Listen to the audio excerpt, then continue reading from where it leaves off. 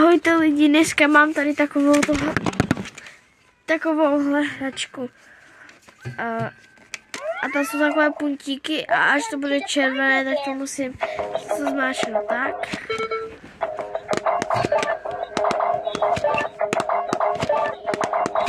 A až umřu, tak tohle video končí.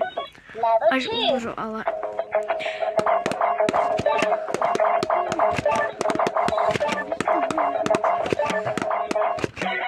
Dneska to mám první den.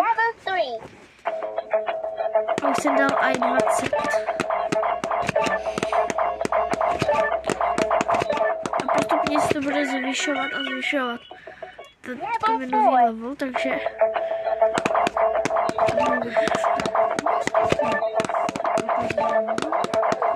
Takže jdeme rychle.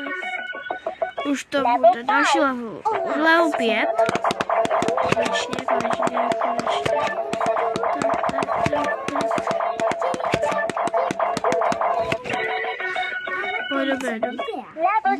Dobré.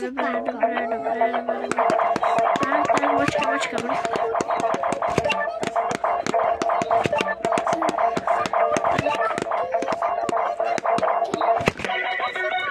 Mám už level 7, takže 7 je 7, takže 7.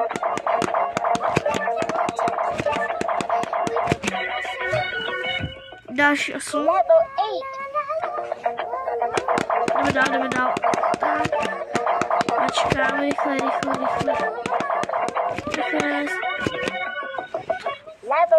Už 9. Je to rychle docela.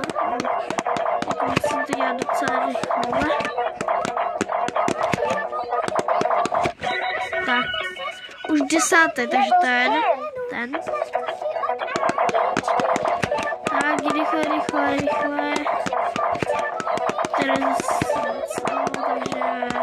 Takže jdeme rychle. Už je mám level 11. Je to docela rychlý.